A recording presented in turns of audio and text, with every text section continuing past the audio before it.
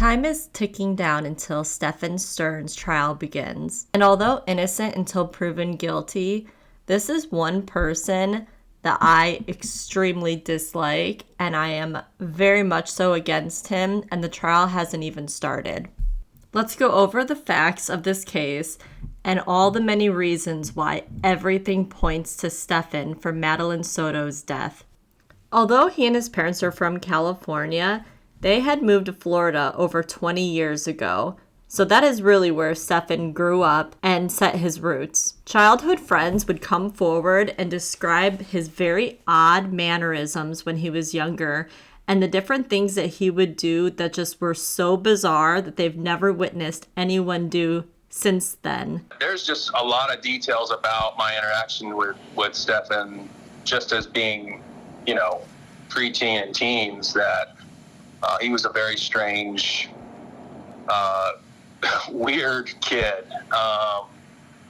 Just collecting semen and bottles. My dad runs out there from the front and goes to the barn and, sees this person, doesn't know who it is, sneaks up on him, and there was a light switch on both sides of the overhang where the cars are parked. My dad flicks it on and has his Glock 10 millimeter pointed at the person, tells him to turn around and startles him, and it's Stephan.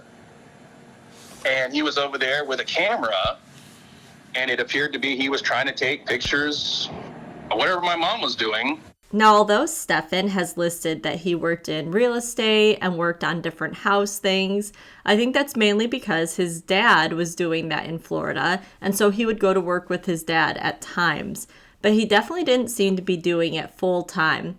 And also, there was a huge rumor that he was working for Disney World in Florida. Now, Disney has come out and said he was not working for them when he was arrested, but all signs point to he was a cast member at some point. There's photo evidence of him actually working at one of the attractions in Disney, and that is also how he met Jennifer, Madeline Soto's mom. So to break down this whole charge and what led up to really everybody learning who Stephan Stern was, as well as Jennifer and Madeline Soto, we're going to go over some of the basics of this case. Madeline Soto was 13 years old.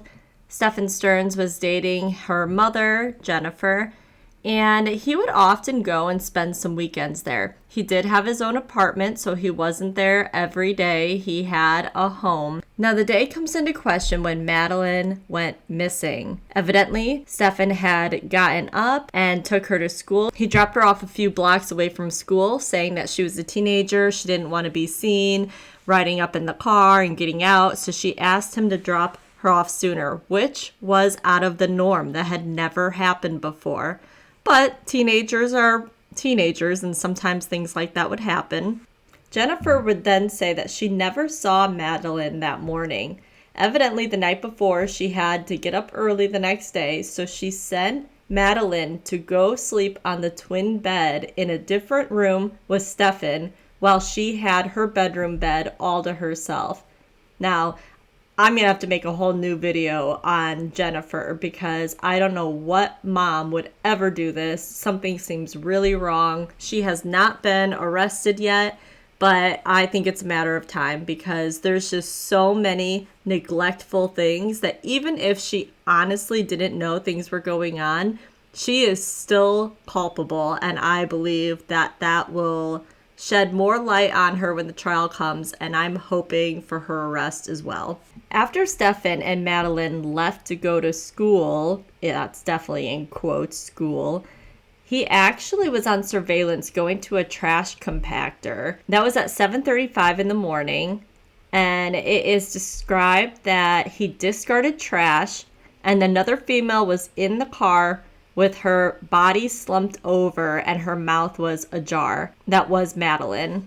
Stearns then told investigators that he dropped Madeline off at school sometime between 8:20 and 8:40. They say that a vehicle matching the description of Stern's car was spotted in a parking garage of a Holiday Inn in the video, a male exits the car and carries what appears to be a limp body from the passenger seat to the trunk. And then from 8:40 to 10 a.m., he told the police that he was cruising around a bit. What an odd statement to make, and he doesn't have anywhere in specific he said that he went.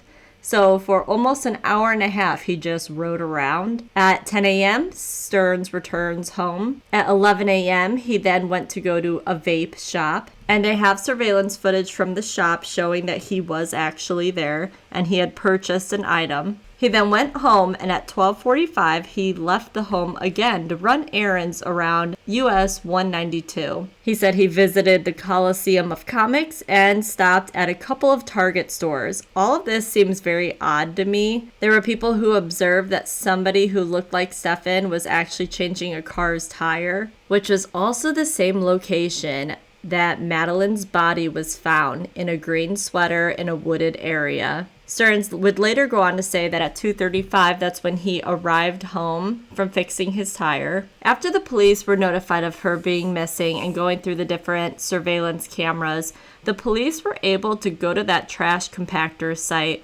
where they would find a trash bag containing a backpack of Madeline's items. Now, we've already watched the body cam footage of the day that Madeline went missing, and Jennifer and Stephan both did interviews with the police trying to give them more information to help them find Madeline. And Stephan is very awkward and odd in the entire video, but also he seemingly was that way in general. So nothing too apparent stood out because that was his normal behavior, was odd. Since he's been arrested in connection with her murder, we have now learned that he has 60 new charges filed against him. I'm going to have this list up. I'm going to make it so I don't get flagged, so I'm not reading the entire sentence word for word, but you guys will figure it out. 8 counts of battery on children under 12, 5 counts of battery with a child 12 to 18, 7 counts of lewd stuff that I can't say or my channel will be flagged, 40 counts of unlawful possession of materials depicting something performance by a child, 10 or more images. I mean, he is just the lowest of the low bad guys. When he was arrested and getting driven to the Orlando jail, he was just small talking with the police officer as if nothing was going on, as if everything's fine and no one's missing, no one died, he's not being arrested for any of these horrible charges. And it's actually really sickening to watch. What kind of music you like?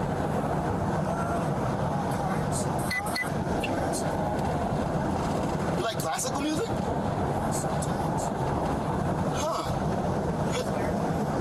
You're the first person that's ever said classical music.